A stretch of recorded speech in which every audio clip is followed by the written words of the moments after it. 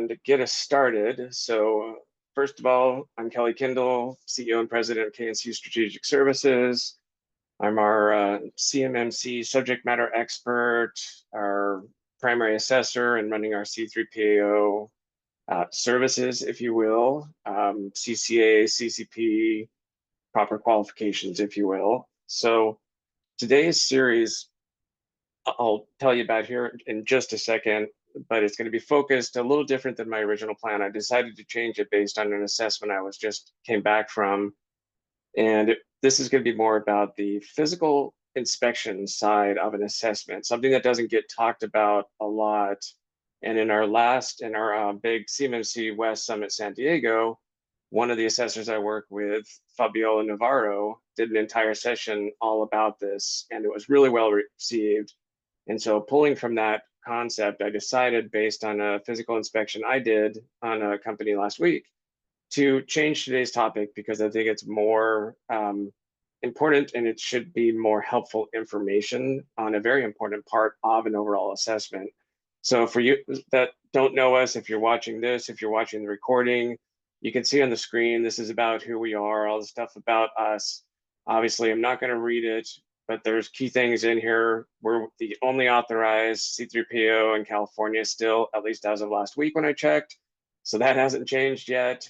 We have been doing assessments. We have assessments ongoing. I've been involved in, I think, 5 assessments now total. So we have been living in this space of CMMC for over 5 years and the assessments for over a year with the joint surveillance voluntary assessments and the real assessments. So moving on to today's actual topic, like I mentioned. So as others are joining in here, okay, great. So as I mentioned, so jumping into today's agenda, I want to talk about physical inspections, the on-site inspection aspect of an assessment and what you can expect and what I've experienced on the ones I've done, because I think there are some really good things to learn from this experience and help you understand what this is, because it is a very important part. Sometimes an afterthought, we don't really promote it much. We're talking so much about procedures and plans and technologies and services and do this and that and the other. So I wanted to follow in Fabi's footprints, so to speak, from our CMMC West Summit event and talk about this. So getting into it, first of all, bear with me because I'm multitasking between letting people in and talking and moving screens. So this is a picture from the on-site assessment I did. This isn't the actual assessment, as you probably can tell. So this is my wife and I in Hawaii. And so the assessment was on-site at a client in Hawaii.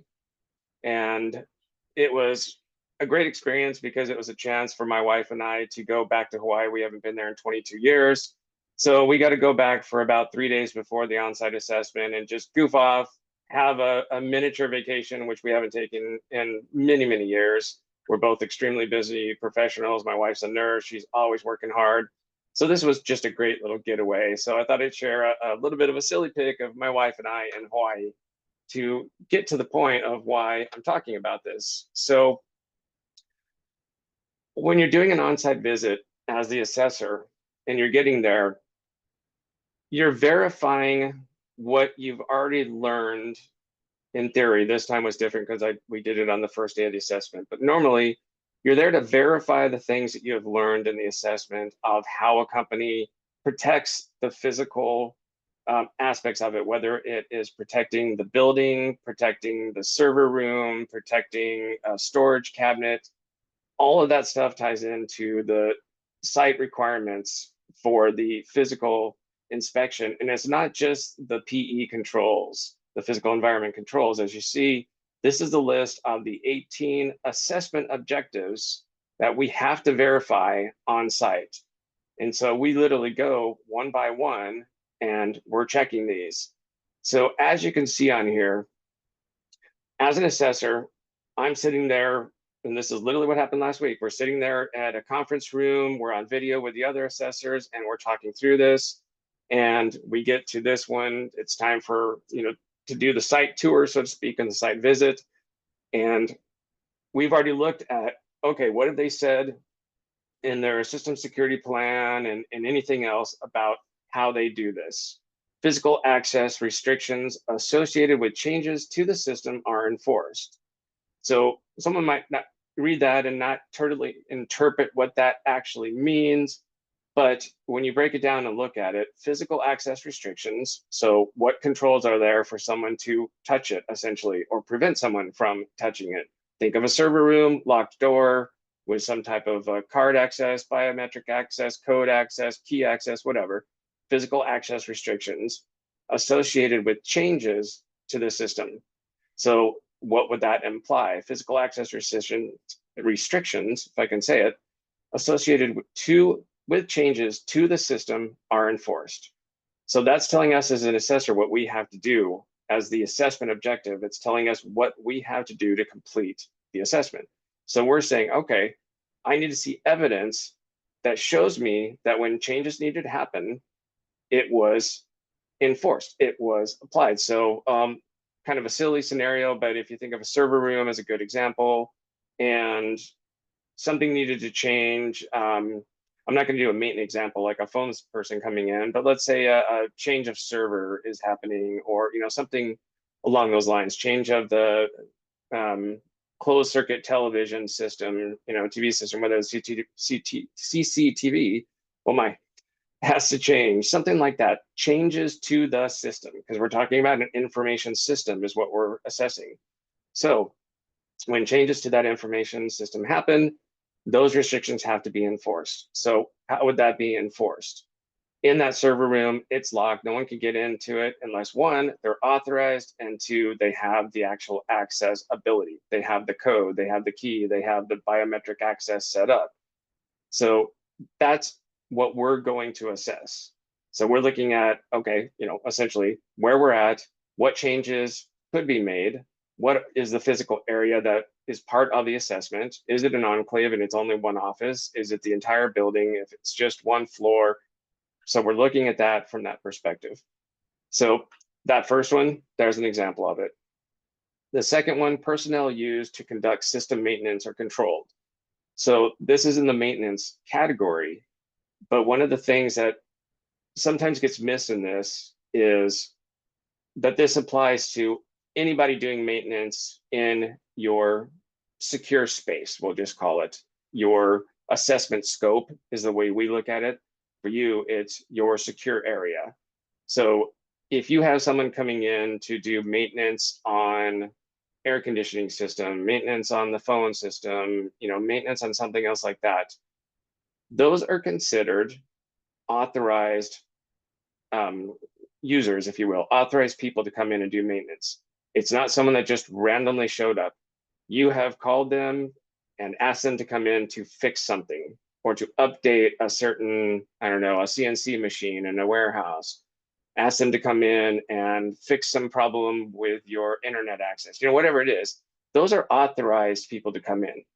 This is pertaining to people that are conducting maintenance that are doing something like showing up at the door, and this could be the phone company as well, as an example. The phone company could just suddenly show up at the door and be like, hey, there's a problem with this, and we need to go in and check your fiber router, and we've seen a problem, we need to come in and check it.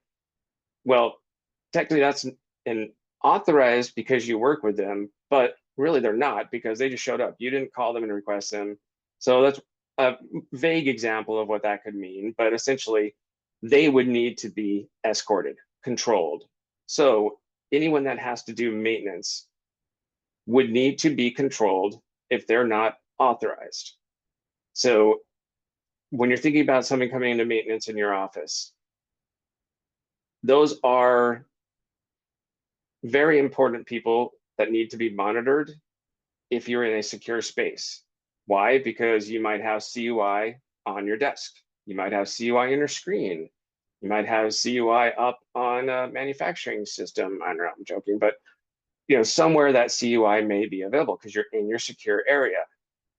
What could they have access to if they're just wandering around, not being escorted? So just like visitors need to be escorted, unauthorized maintenance people need to be controlled and thus controlled, meaning escorted. And so that I have to have somebody with them. So something to think about there. In 3.8.1c, paper media containing CUI is securely stored. This is really important because you can think of, a typical office space. You might be utilizing paper CUI if you have to, if you can't go fully digital and you're still printing off whatever it may be, diagrams, drawings, something like that, that for some reason you have to print off to be able to utilize and use your business processes with it. So you're printing it off, that has to be secure. Well, if it's in use, if it's sitting on your desk and you were there, it's controlled because you're there. But if you get up to go, let's say, I don't know, go to the bathroom, go talk to somebody else, a clean desk policy is a good thing to remember. Clean desk policy is that needs to be secured while you don't have physical control over it. So you would want to have what? A locking drawer or a locking storage cabinet, so that when you're using it, you can just quickly slide it into your drawer, lock it, you're good to go. That is securely stored in that context because it's being used. Or when it's not being used, it's in a secure filing cabinet that has a lock, that has the proper labeling and marking on it, so that and we know as the assessors where those are. And I'm taking this from example from the assessment I did, where they showed me everywhere where they have paper CUI stored, and they had about 2 to 3 different storage cabinet areas, all of them really well labeled, really well done. I'll just put that, definitely kudos to them. And all locked, all of them I checked. None of them were left open, which would have been bad. All of them were properly secured, properly labeled. And so they met those requirements. So it's really important in that paper media, that print media, that printed CUI, if it's anywhere, absolutely has to be stored if it's not in use and not actively protected in that example I gave. Digital media is the same thing. So if you think of digital media as a thumb drive that might have CUI on it, an external storage device, USB drive, whatever it may be, that has CUI on it, those have to be securely stored when not in use and not obviously protected in the same way. So to give you an example from the assessment I did, the gentleman that manages all of their thumb drives, their authorized thumb drives, all have proper CUI labeling on them. They were in one secured storage cabinet, storage drawer that he unlocked, opened it up, showed me a bag. The bag had all of the thumb drives that are authorized. All of them had their proper labeling on it for CUI. So they were very well securely stored. They have processes in place for when they are being used. One, who can have them, who's authorized, how they're, checked out and whatnot. But that has to be securely stored.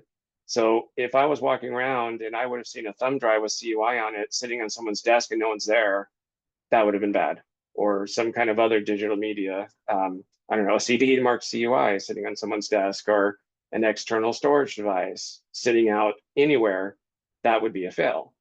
So if someone was sitting at their desk and they had the thumb drive in their machine, obviously totally fine because it's in use and it's controlled by them being there and their authorization to use it and the authorized drive. So think of that secured stored as just always making sure that they are controlled by someone, that they're securely stored, and that they are logged out. I'm gonna think of it this way: is if someone needs to use a thumb drive that's one of your CUI thumb drives, make sure you have a log of the in and outs, because that is an important artifact, because that helps prove to us how it's being controlled. Not just being in a secure cabinet, that's obviously secure storage, but the use of it is being controlled. So that's very helpful, because now you can see evidence of, here's a log, it's been checked out to so-and-so, checked back in here. Very, very simple logging. So, all right, so I'll just share that. 3.8.4a, and I'll see how many of these I can get through. These are all the controls, like I said, we have to verify on site, all 18. I'm going to get through as many of these as I can in the up to an hour of time I have. So we'll see how far I can get. And then I've got something after this to show you that it's a little bit more of a tool we use internally, some notes about what we're looking for each control. So I'll show that next. So 3.8.4 alpha, media containing CUI is marked with the applicable CUI markings. Very, very important if you're using a thumb drive that it has the proper markings on it, a CUI label. 3.8.4 Bravo, media containing CUI is marked with distribution limitations. A little bit hard to do on a little tiny thumb drive. If you had something in it that had CUI and you knew what the distribution limitations were and you had means to be able to put that on a little tiny thumb drive, okay. A little bit hard to do with tiny thumb drives, but if you think of an external storage device, if that has CUI on it, it doesn't just need to have a sticker on it that has CUI, it needs to also contain, are there any distribution limitations on the CUI that's on there?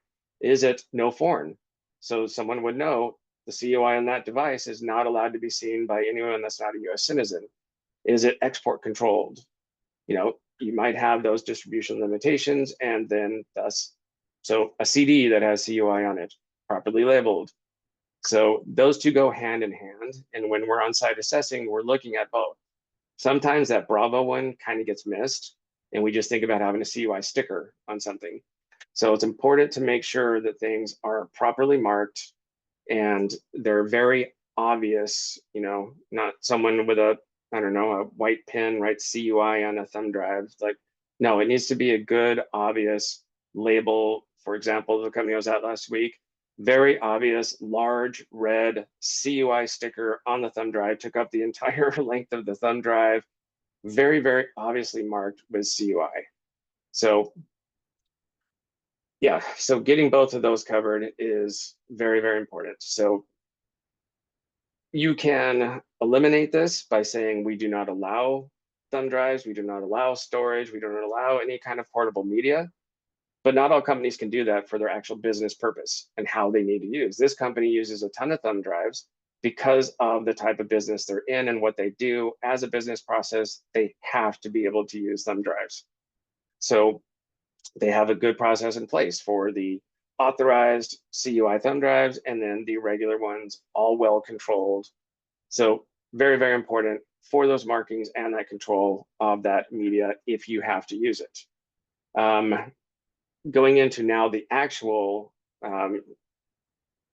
PE controls that really this is the core of what we're there for to check. Those first ones are just the, okay, duh, yeah, you got to protect the media and whatnot, but this is really the physical access stuff. So physical access to organization systems is limited to authorized individuals. Okay, physical access is limited to authorized individuals. This could mean the building. If your scope is enterprise, everything's in scope. So this means the building, the lobby, the entrance doors, the bay, whatever it may be, whatever the access points are to your secure space have to be limited to who's authorized. So how can you do that?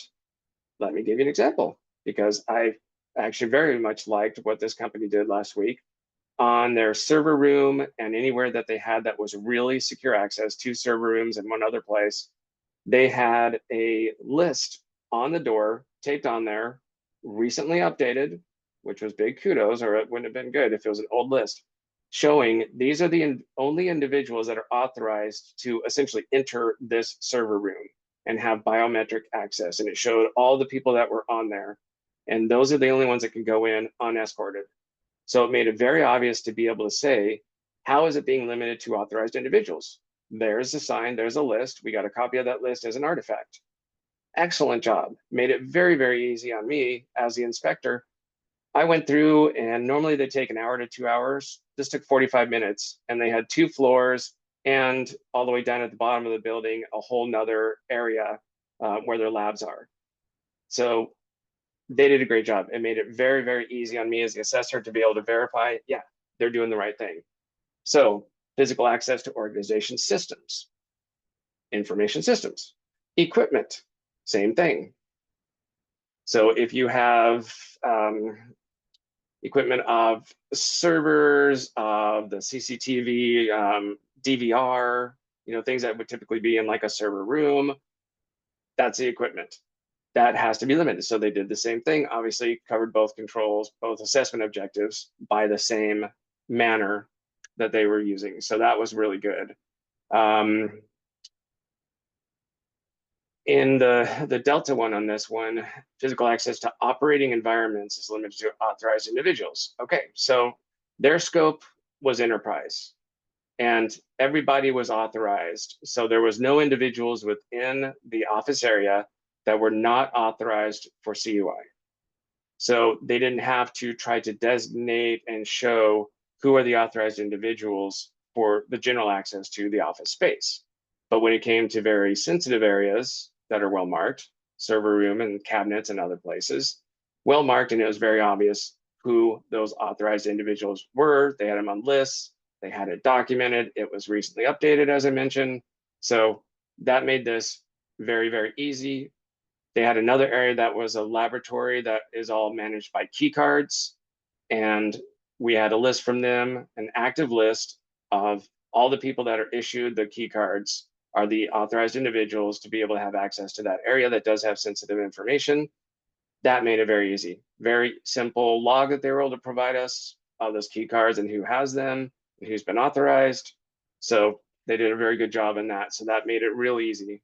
3.10.2 alpha, the physical facility where organizational systems reside is protected. So this gets into your locking doors on the outside, controlled elevators where, for example, the company that I was talking about from the assessment, after hours, the elevator can't even go to their floor where all their stuff is. So obviously very well protected, but the doors on the outside, the restrictions to the lab of having to have a key card access, the biometric access to the server room, things like that, that's all part of that protection. But also this gets into your video and your any kind of that, whether you're using like video, sensors, alarm systems, any of those things that are all about that physical facility and how it is protected. So this was very easy as well. They had cameras set up everywhere, pointing at the right places, easily could verify that their videos were covering the areas where we saw any of their CUI cabinets or CUI spaces. I mean, the whole area was really, really well covered by the videos, cameras. So it made it easy for me to literally walk around everywhere we went and look up and identify every single time we could see a video camera. They'd point it out or I'd notice it. Made it very easy, very, very simple.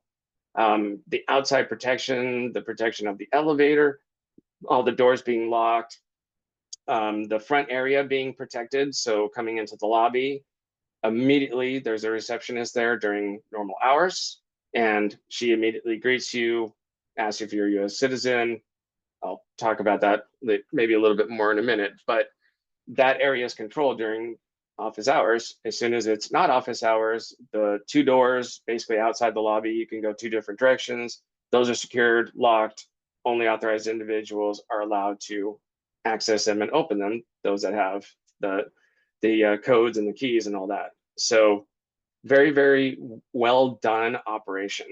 And I'm going to stop here because there's a point I want to make in all this of why I'm bringing this up. This is the second time I've done an on-site inspection of a cleared contractor. So both companies have their own facility clearance.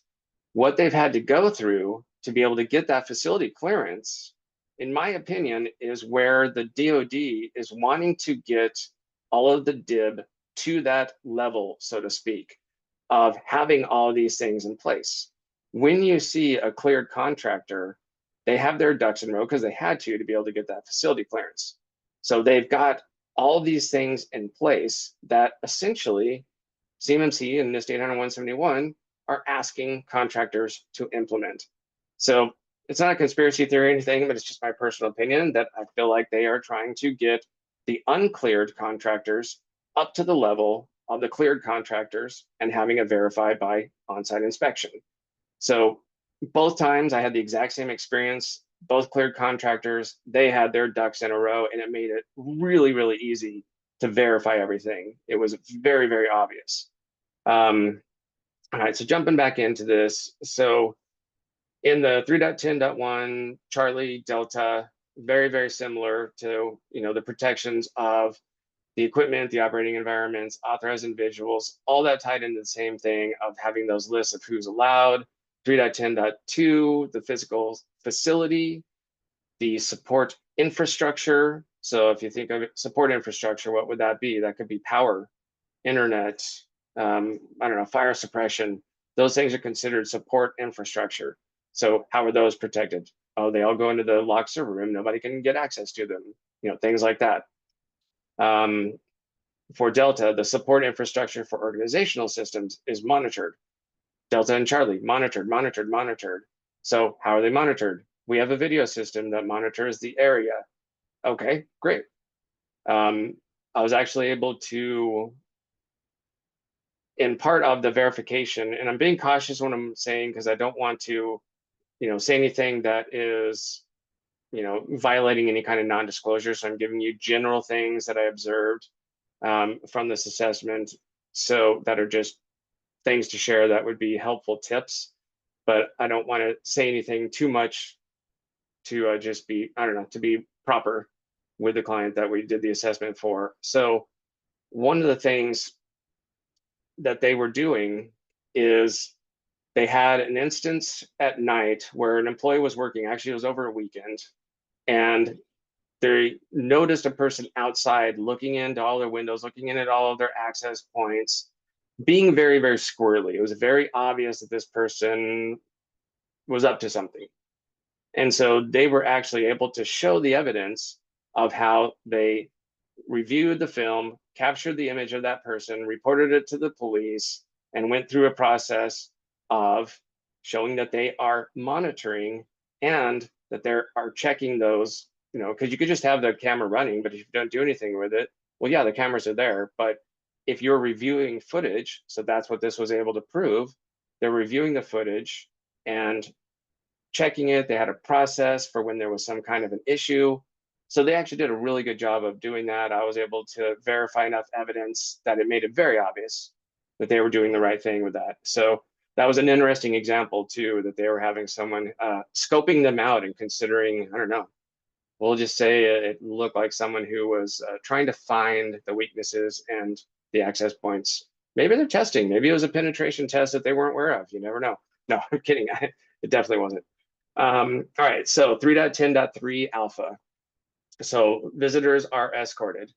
So I will tell you from both of the cleared contractors, they both utilize a very, very similar check-in system. It's a kiosk type system where as soon as you first come in, you get greeted by someone. They ask if you're a US citizen, and then they escort you to this kiosk where you're inputting your information, who you are, your contact information, whether you're a US citizen, who you're there to visit. And then for both of them, which I thought was really cool, one of them took your picture of your face, but both of them print off a badge right then. And the badge shows your name, who you are, who you're visiting, the timestamp of when you came in. Are you a visitor? Are you, whatever, obviously, whatever your type is listed on there, very, very bold. So it's obvious to see. As soon as I stuck it on my chest, everyone could clearly see I'm a visitor. And both of those systems were super similar in how they operated. And it was a lot better than just a paper log. A paper log still can be sufficient, but this is going to the higher level, if you will, of a really well implemented system. So you could have a paper log of logging visitors, have physical badges that show, who they are, whether they're a US citizen or not, whether they're a visitor. You can do that and you can meet the requirements.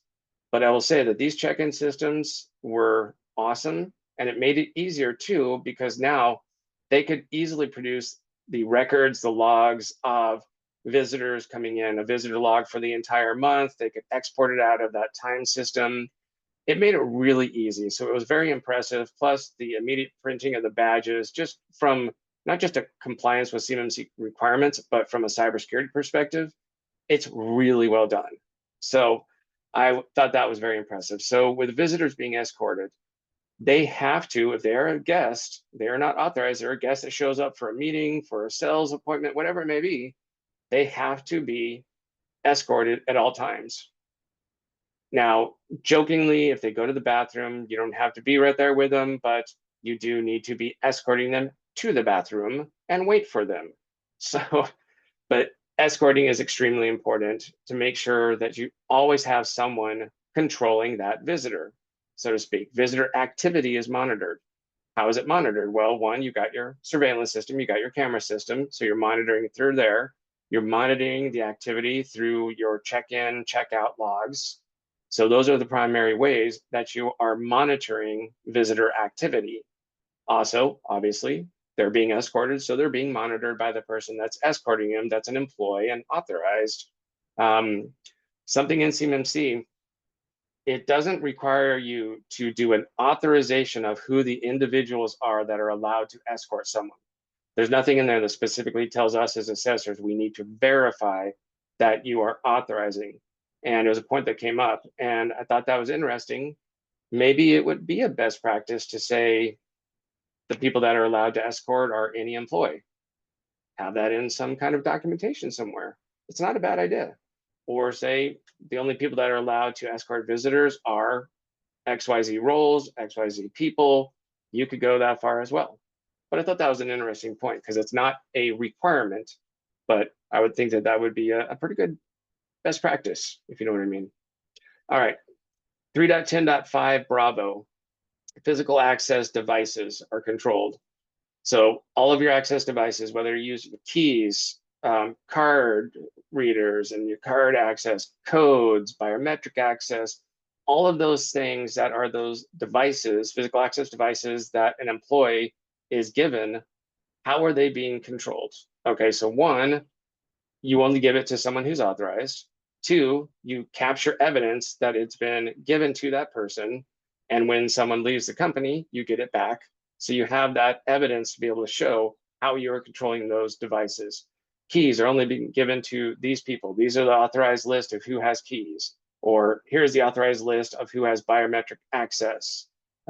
Here's the, like the one I mentioned from last week with the labs. Here's the list of all the people that have the key cards that allow them access into there.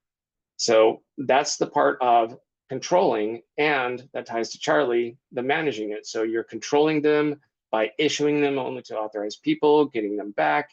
You are managing it through the logs, through those systems that are capturing it. So, things like the electronic based ones, the non-key versions, so to speak, are a lot easier to manage because you have some kind of a system behind it. So there's some kind of built-in tracking. Keys are a little bit harder. You're managing them by making sure that they're only going to the people that are supposed to have them. When someone leaves, you get that key back. But obviously, from a cybersecurity perspective, keys are a little risky because, they can be duplicated. So yeah, just a thought on keys. So it definitely makes it easier if you're going to a more advanced level, like these cleared facilities are, where you're having the badge readers, you're having the code, you're having the biometric access, you're having something like that that is digital and has a tracking system behind it. Definitely makes it easier to prove what you're doing, and it makes it easier to do it. All right, so the last one, 3.13.12 Bravo. Collaborative computing devices provide indication to users of devices in use. So what we do when we're on site is literally in a conference room, we need to verify this. So the 2 times I've done it, we've done the exact same thing. One of the people that's on site that I'm with has their laptop that they're tied in on the Teams call that everybody's on for the assessment. I go to their computer and I look at it and verify, hey, we're on a Teams call. It should have that little microphone notification over there showing that the microphone is in use. So if you're on a Teams, Zoom call, Windows computer, that should be very obvious. So whatever you have that are there, we need to be able to verify that, yes, it is showing those proper notices. It is showing that the microphone is in use. It's showing that the camera is in use. The camera has a red light on it when it's in use. we verify that on site. So to me, that one's a relatively simple one, unless you have some kind of a different type of computer that maybe doesn't have those, then you would want to really think about figuring out how you can accomplish that. I don't know a lot about Macs, so I don't know if Macs automatically do it as well. Like if you're in a Teams meeting from a Mac computer or a Zoom meeting, if it's going to do the same thing down in a tray where you can verify it, or some type of a Linux machine or whatever. I'm not an expert in Linux, not going to claim to be. So that control is very easy to assess on site if it's the typical type of system. In other words, those Windows 11, Windows 10, eventually all Windows 11 computers, it's going to have that baked in. And you want to make sure, always check settings to make sure that that hasn't been somehow disabled. There are ways to do that, so you would want to, obviously. All right, so I digress. I'm going to stop talking about that one. I want to get to this screen. All right, and we're doing really good. We're right at about 40 minutes. So this is a guide that was put together by a partner of ours, and it's really helpful. It was what I utilized when I did an on-site assessment, and I found it very, very helpful for me as the assessor. Just some extra notes to think about when I was there for each one of these assessment objectives or groupings. And so this gave me the ability to look at, okay, kind of in layman terms, what else am I looking for besides what I already know to look for or I've already learned? I could quickly come back to this as just an on-site assessment guide to think about, okay, for that first one, 3.4.5 Delta, okay, verifying access controls are in place, restrict, when changes are being made, check badges, physical barriers. It gives some ideas on what to check when you're there doing the assessment. The reason I'm showing this is really an internal procedure guide that we utilize and give to our on-site assessors. But I'm showing it to you because there's nothing, secret in here or anything like that. But you as an OSC could look at this, and this isn't comprehensive. This doesn't cover everything. You wouldn't want to look at this and say, as long as I did the stuff that's on here, I'm good. But you could look at this and say, oh, okay, here's some of the things they're going to be checking. This is what they're going to be looking at. Make sure we're prepared for that. Make sure that our cabinets are locked when the inspector shows up. Make sure that everything is put away. So it gives you some ideas to look at. Going through these, since I have a little bit of time, I'm going to walk through. Some of these are pretty obvious, but let's say like 3.7.2 Delta, the second one on there, we need to confirm that the authorized people are involved in system maintenance. So we're looking at, okay, what's the evidence of that while we're on site?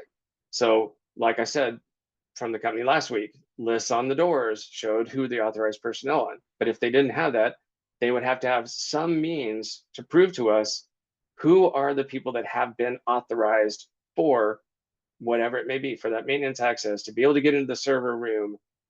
We would have to see something like that. But a little note on here after that, check for training certificates. This doesn't really tie into maintenance, but it does tie into the overall assessment, because you have to provide the security related training to individuals based on their roles and responsibilities as part of the AT family. So that's one to think about, is those people that are authorized to provide maintenance. You also need to be able to show that, they've been properly trained. Here's your system admin and they've never been trained on anything and they don't have the degrees, they don't have the certifications. Okay, maybe not the best person.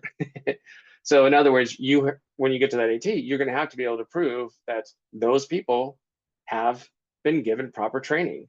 They have, maybe they've gotten their, A+ Network Plus and XYZ Microsoft certifications and these other certifications.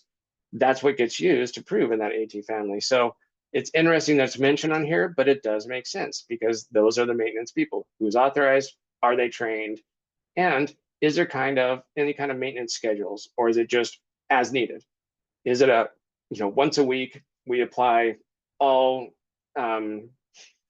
patches based on Microsoft's patching schedule? So every Wednesday morning or Tuesday late at night or whatever, we process Windows patches. that's along the lines of maintenance and a maintenance schedule. So that's something we would look for if they had it. Do you have any kind of a maintenance schedule? 3.8.1 Charlie. So this is what I did. I went around and I looked at every single storage location, every single place that they said that they store CUI, we checked and looked at the markings, looked at the secure, made sure it was locked, checked them, and also looked at the logs. Now, this company was unique that everything they do, when they have to print, it's a single use. They are a digital company, but if they have to do print, it's printed, used right then, and then it's secured in the cabinets. They don't come in and out. Once it's basically done with, they scan it. So they store all of their paper CUI media, but they aren't using it, so they don't have to log it going in and out, in and out, in and out. If you're not doing that, then you need to have a log. The other company I inspected a while back, they had a storage cabinet. They had a log on top of it. So if anyone came in and accessed the CUI and needed to take anything, remove it, whatever, they had to log it on that log of who they were, when it was, what the time was, what they were accessing, so that they would have a record of that physical CUI media being accessed and then obviously checked back in. All right. 3.8.1 Delta was the same thing. Essentially, as I was checking, I mentioned it earlier about those locked thumb drives in the secure drawer that were all well protected. So think about how you're protecting, where you're storing stuff like that, those thumb drives, those external storage drives, anything that's going to be that external media. If it's just sitting in someone's unsecured drawer, it's sitting in an IT closet, obviously not good. You're hopefully and probably not doing that. I'm kind of joking, but you want to just make sure that those things are in a secure place, properly marked, and it's very obvious. That's what we're looking for. And when we see that, boom, it's real fast. If I would have gone to the gentleman's desk that had this and he opened up a drawer and it wasn't properly labeled and it wasn't locked, and then I saw the CUI labeled items in there, that would have been bad, obviously. Fortunately, that wasn't the case. Okay. 3.8.4 Alpha Bravo. So we actually do look at a sample. So we're not looking at CUI. We are not authorized to view their CUI. I don't want to view their CUI, but we're looking at, in this scenario, a sample of media with CUI to verify the correct markings. This was taking out the thumb drives, looking at them, had the big marking on it. So we will inspect one. So it won't just be hearing the procedures and what's done. We will actually verify. So that's pretty straightforward. Like I said, this could be CDs, USB drives, external storage devices, all those kinds of things. 3.10.1 Bravo through Delta. So we're examining. So this is where we went and looked at everything. Every single area of their buildings we walked through. So we looked at everything from the locks, every single door that went out, locked, how is it locked, who has access, the lobby, walked through every single office location they had, their server rooms, and looked at everything. And we're able to confirm very easily, like it says on the end of that, confirm access is limited. It was very easy for me to confirm that because of what they were doing. And that's the point I'm trying to get across, that if you're doing this the right way, it will be very easy for us to tell as the assessors. So the more you do to make it obvious and make it just prove that you're doing it, the faster that assessment's going to go, the faster the on-site's going to go, and the easier it's going to go. Because if we see what we're looking for right away, we're not going to dig. It's red flags. The minute we see a red flag, the minute we don't see what we're expecting or need to see, then we have to start digging. And that has it's a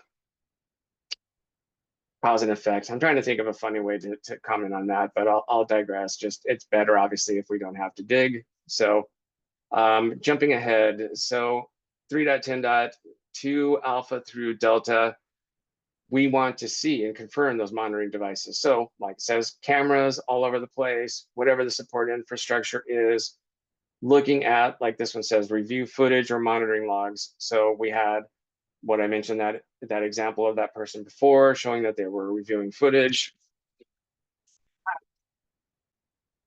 My Bluetooth fell out of my ear right in the middle of talking. Perfect for a recording. Okay, I'm back. So that was very easy to see and prove that they were doing everything that they're supposed to be doing, including the monitoring. 3.10.3 Alpha and Bravo. So we're looking at their process for managing visitors. I literally, when I wrote up my assessment, I step-by-stepped it of exactly what they did because it was so easy. I literally said, came up the elevator, came off the floor, walked into the lobby, immediately greeted by their receptionist. She asked if I was a US citizen. She immediately escorted me to their visitor check-in system. She guided me as I entered my information. I had to enter this, this, this, and this. Literally, I listed every single one of these things step by step in the process of how they managed a visitor, because I was their visitor and I was escorted at all times. And so that was very easy to prove as well, because they had a very established, obvious system for managing their visitors, and it was really well done.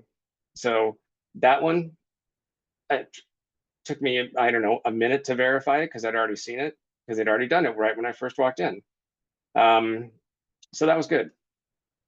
So 3.10.5, Bravo and Charlie. Check the control and management procedures for physical access devices. So this was looking at the evidence of them managing the key cards that are used for the labs, for the biometric access to the server rooms, which they did use. So they had a log of the list that were on the doors of who's authorized, plus the log of the actual access in and out based on that biometric system. So it's fantastic. Made it very, very easy. We could prove the issuance and return very easy because they had the logs of it, of people bringing in and returning, as somebody left the company. It was very easy for them to prove that they were managing it. 3.13.12 Bravo, to wrap up at least on this part, is testing collaborative computing devices to see if they indicate blah blah blah.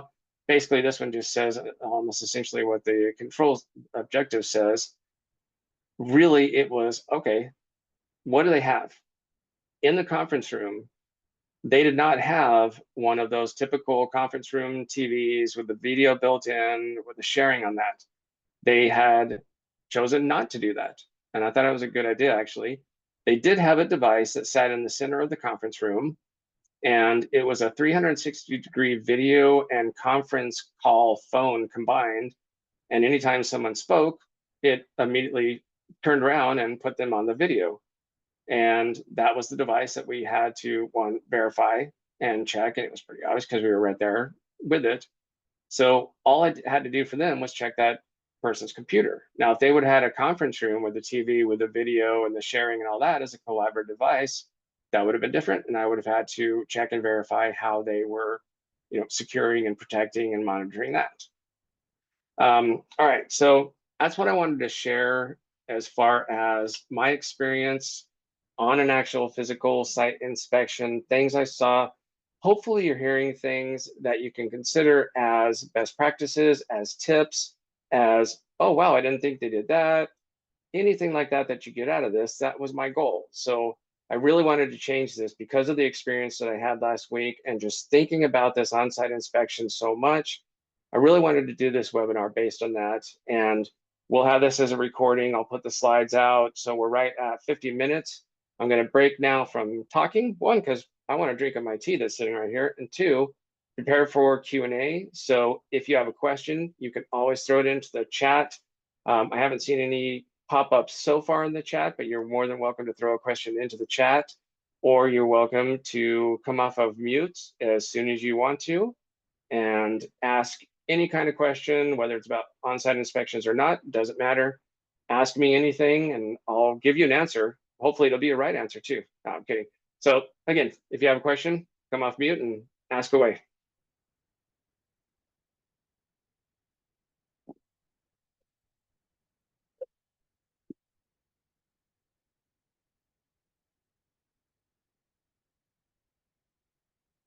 All right, looks like we have no questions. So hopefully that means I covered everything well enough that you heard what you needed to hear and got what you needed out of it. So Thank you all for joining me for another monthly webinar series. If you have ideas for topics, things you would like to see, always let me know. I'm always open to hearing ideas. And otherwise, we'll see you next month on the first Wednesday of the month up in August. Can't believe we're already in July. So thank you all again for your time. Appreciate you joining us. If you need anything, let us know. If you need an assessment, obviously reach out. We are getting booked. Things are getting really busy. August and September are getting really, really busy. September, October are picking up too, almost full. So if you need an assessment, definitely reach out as soon as you can, and let's figure out how we can get you on the schedule. All right. Thanks, everybody. Have a great day.